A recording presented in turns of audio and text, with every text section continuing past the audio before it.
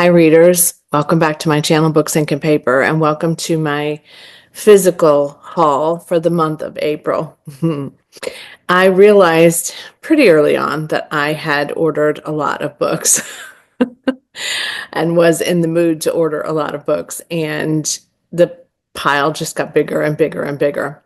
And what I realized recently was that I probably needed to just cut this off at a certain place.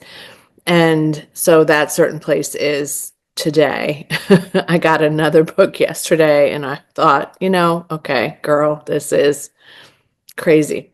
This is the 15th of April when I'm filming this, and happy tax day to none of the people in my life that I know, but happy tax day if you got a refund. Good for you.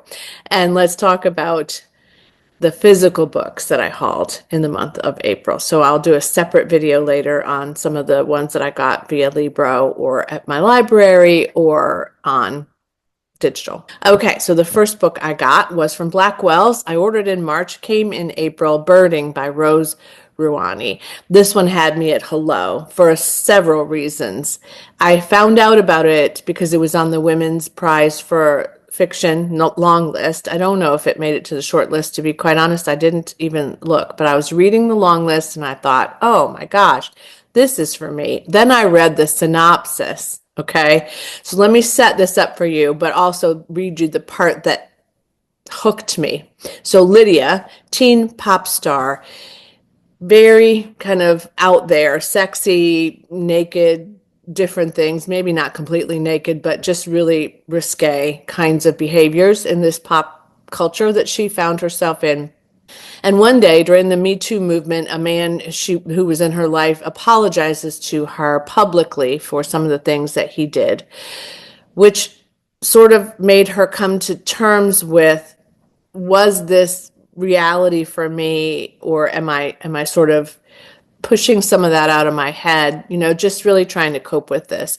Meanwhile, she's on a boardwalk and meets Joyce, who lives with her mom, never left home. They wear the same clothes. They have the same hair. Joyce can't step out of this place that she's trapped into with her mother. And if she does anything that's a misstep, she's in trouble. So two very, very different women, right? Love this cover. This probably Joyce and her shirt. So here is the reason why I purchased this book. Amid the gray skies, amusement parks, and beauty parlors of a gentrifying, rundown seaside resort, these two women might never meet. But as they both try to untangle the damaging details of their past in the hope of a better future, their lives are set on an unlikely collision course. With mordant wit and lyrical prose, Birding asks if we can ever see ourselves clearly, or if we are always the unreliable narrators of our experiences. It is a story about the difference between responsibility and obligation, unhealthy relationships and abusive ones, third acts and last chances, and two women trying to take flight on clipped wings. Y'all, whoever wrote that synopsis is incredible. This was also blurred by Jenny Godfrey, who wrote the list of suspicious things, which is right over there on my coffee table waiting for me to pick it up. But this one is a pretty quickly gonna be read kind of situation. Then I, as usual, chose my Book of the Month Club selection. Now, last month I made a grave error in judgment without knowing that if you order an audiobook on Book of the Month, you can't then order a physical book as well. So it's either audio or physical. I didn't know that. So I wrote to them and said, gosh, I wanted to get the Book of the Year and I couldn't because and she said, oh, it's because you had ordered this audiobook. We don't do both. So she helped me to fix that and said she would give me a credit because I really wanted to get this other book. But the one that I chose this month, I had to choose one for my selection. And quite frankly, I'm not sure I would have chosen anything if not for the fact that I needed to do that. But this was the one that definitely made me think, oh yeah, that would be fun. Passion Project by London Sperry. Because I love romance now. I also love this cover. So colorful. It even goes on to show you the New York skyline and the bridge. Yeah. This was a good one for me. April, the rest of the titles in April yeah, they were just okay, but definitely wanted to read this one. So the two people in this book are Bennett, who should be living the best years of her life, but she's miserable and adrift and no energy and no passion for anything. And she meets Henry Adams, and she tells him that she's really just stuck. And Henry decides to help her, and they're going to go exploring some things in New York and try to uncover her passion for life. Every Saturday, they'll try a new activity as friends, of course. So this is probably going to be a friends to lovers, not enemies to lovers, but friends to lovers trope. And I'm all in. I think they both look really cute. And it just seems like I love New York, and it seems like a good premise to me. So that's the one I'm super happy that I got. Wasn't sure at first what I was going to do, but then I read that and I thought, yeah, no, this is it. So the reason I wanted that was because I wanted this.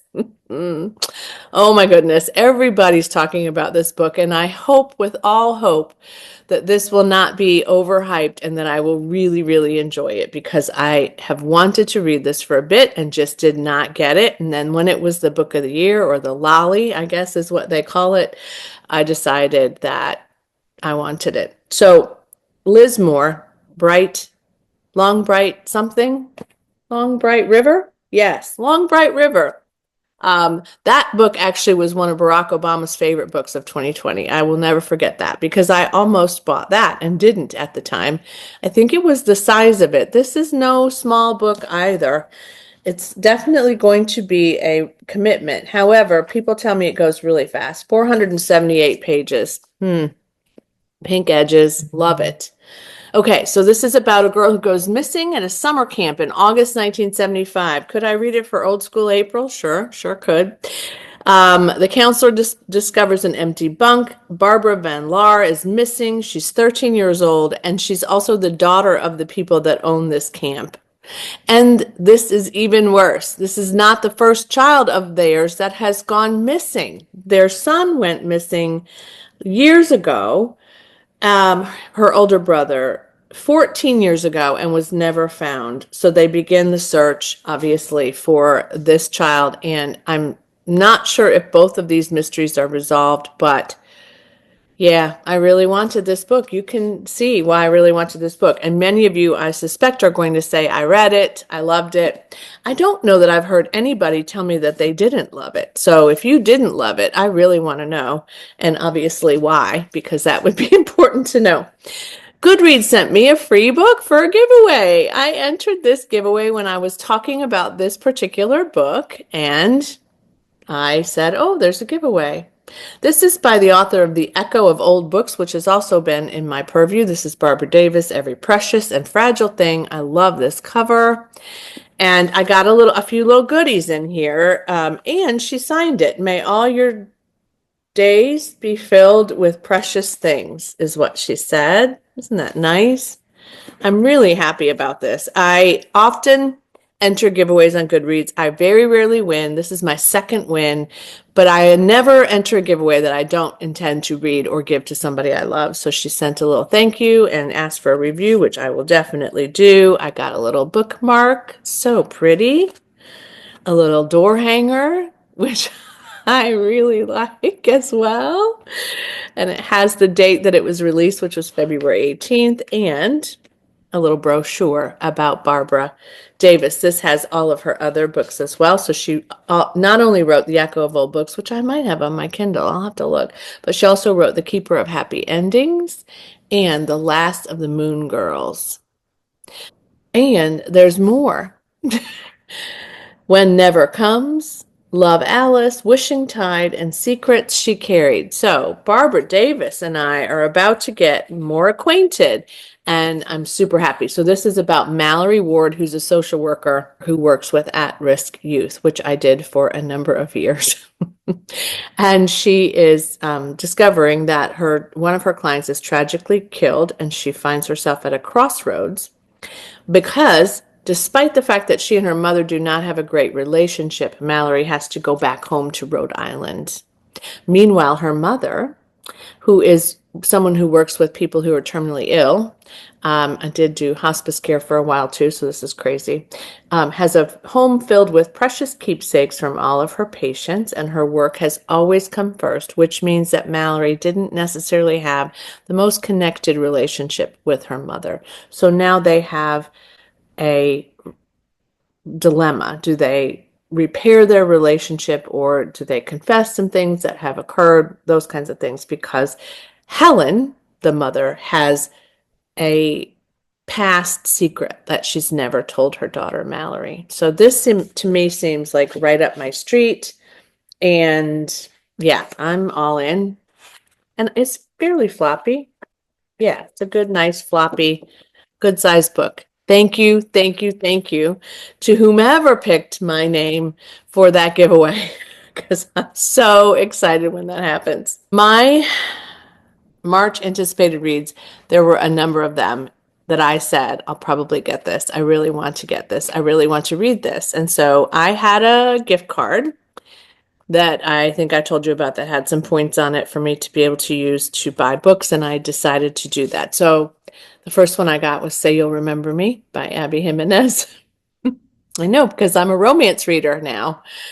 And I love Abby Jimenez. I read Just for the Summer, loved it, read a couple of novellas, loved them, have two other books behind me by her, and this one is now the third. Love this. All those covers are good. Part of Your World is just okay, but the last two, really, really good. This is about Xavier and Samantha. They meet. I think it's a blind date. I'm not sure. It's a really great date. They really, really connect and vibe with each other. But Samantha says she cannot be in a relationship because there's some sort of a caregiving or something that occurs. People are like really tight-lipped about what happens in this book. I know that also there's some sensitivity warnings for dementia. So there's that. But I really want to get to this. It'll really, really make me sad if I'm not even going to say it, but I want to get to this soon. I feel like I could devour that in a weekend. We'll see. Then I also got The Last Session by Julia Barth, which I think I also said in that video, I want to get this one. I want to read this one because I really liked the writing retreat. Reading retreat is just what I need right now. So this one is about a therapist who has a patient who's come into this psych ward or the critical care ward, and she's trying to help this patient sort of unravel what's happened to bring her to where she is now, and she's very, very ill. The therapist, whose name is Thea, also thinks she knows this person from somewhere, and so she begins to sort of try to investigate what's occurring. The patient leaves without being approved to leave, and so Thea follows to see the trail of clues that might lead her to see what happened to this woman, and I think there's a cultish kind of a situation that occurs. Is that right? Yeah, it's not really saying it's a cult, but yeah. So I love books about cults. I've heard some mixed reviews about this one, and I also heard some mixed reviews about the writing retreat. So I'm not terribly worried about it, but I have heard a few people thought that it wasn't great. It's been blurred by Ana Reyes, who wrote The House in the Pines, Lauren Ling Brown, who wrote Society of Lies, which I've yet to get to, Andrea Bartz, Janice Hallett, and Wendy Walker. So there you go. And then I also got, because I had to, The Maid Secret. I pre-ordered this.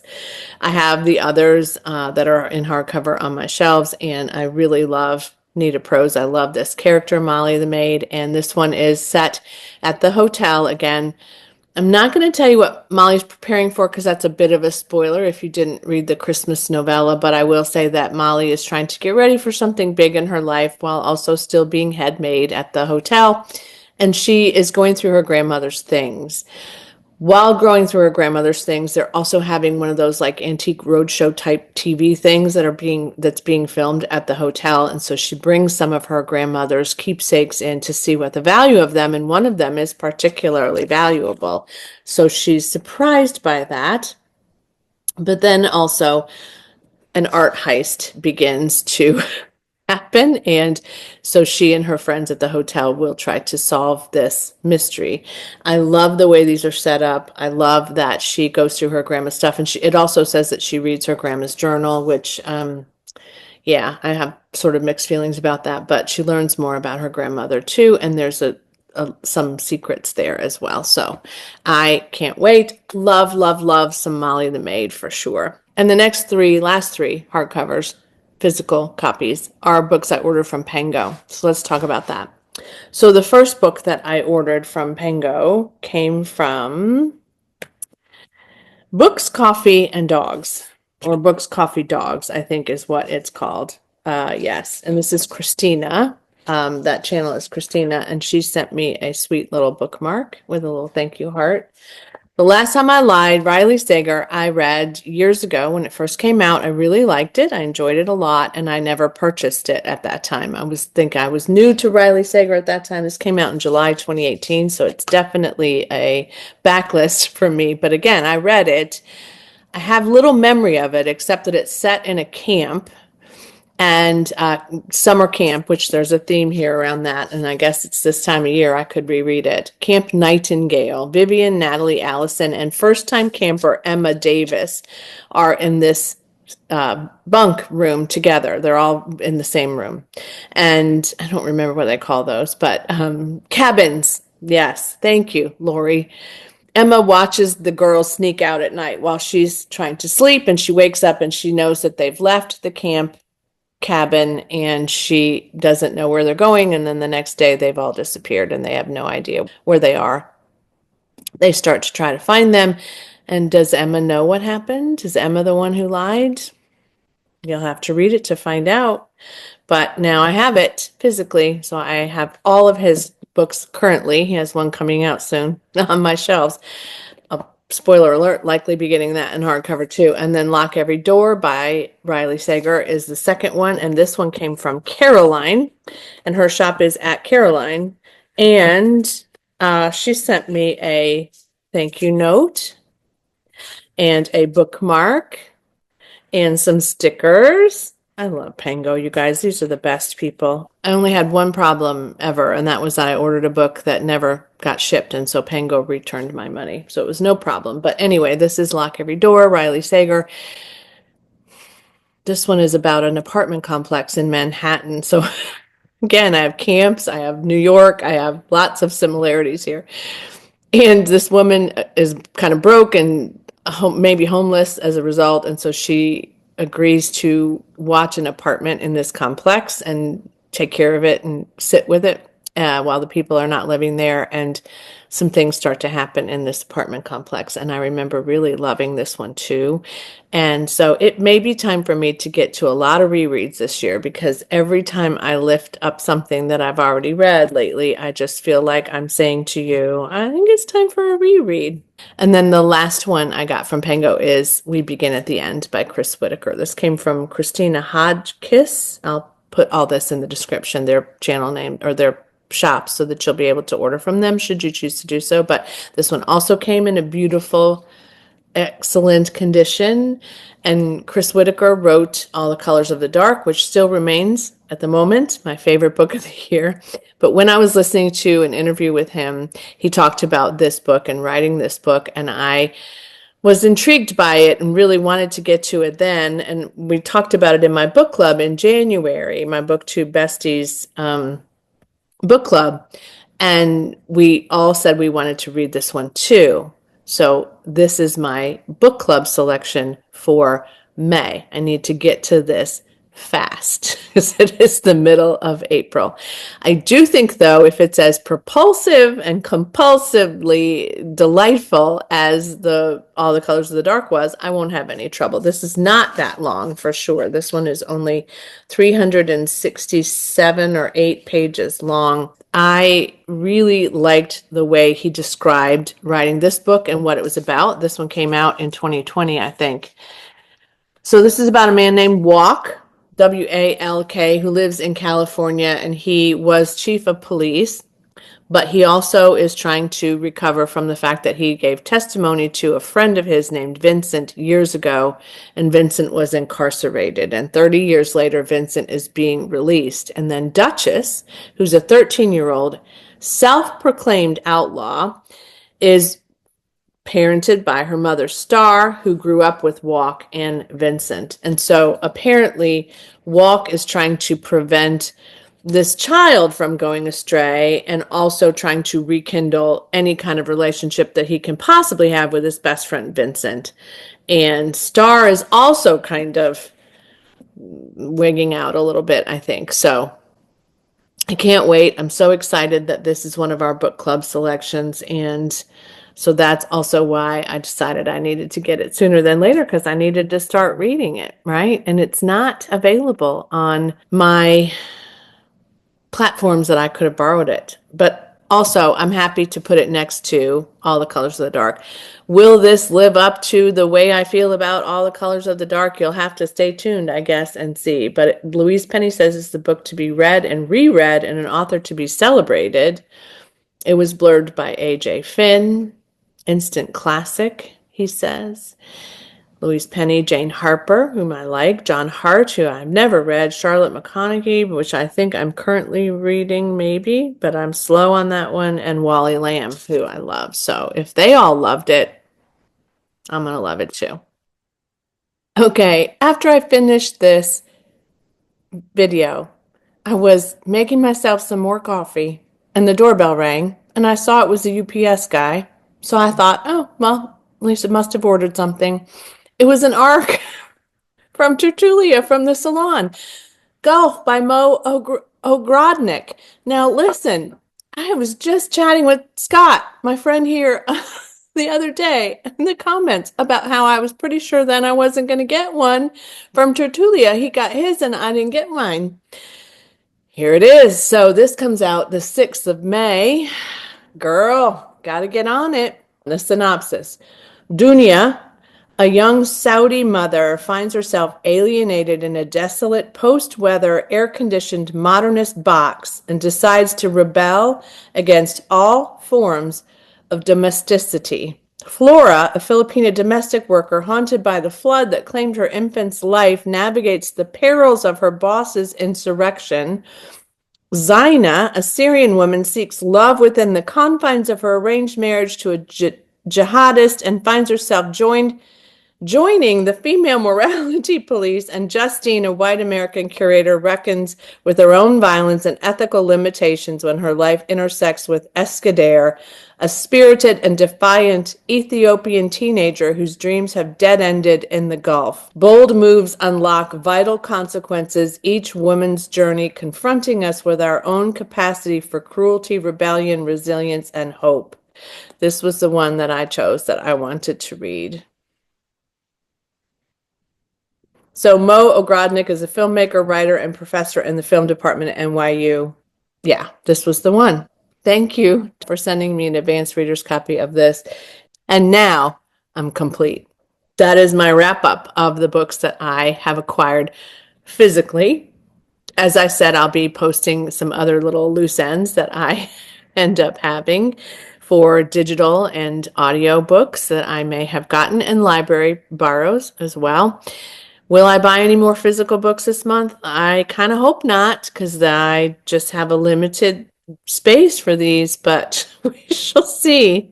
I guess you could take bets on it if you want, and then find out at the end of the month when I do the rest of the hauls. But it's been good. I mean, this is a great group of reads. This is the trouble with the summer, which is one of the reasons why I went on that no buy challenge when I did, because there's so many great things that are coming out. There's so many already in May that I may have pre-ordered one, but I'm not counting that till May, and I won't have to pay for it till May. So there's that. But yeah, I'm not kidding you when I say this is a boom time for good books. So brace yourselves. It's going to be a bumpy ride, but worth it, right? Definitely worth it. Thanks for watching. Let me know if you have acquired any of these in whatever way you've acquired them. I'm so in awe of a couple of you, you know who you are, who are really mostly getting library books or only getting library books. I could get there. Let me know though if you read any of these, if you have these as well, and if you like them, let me know that in the comments. And if you don't want to leave a comment, but you want me to know that you were here, I always appreciate these. Thank you so much for doing that. Leave a little bird emoji in the comments below in honor of the first one we talked about today, which is birding. Leave that there for me so I know that you are here and I can just thank you for watching and listening. All right, readers, happy reading. Bye.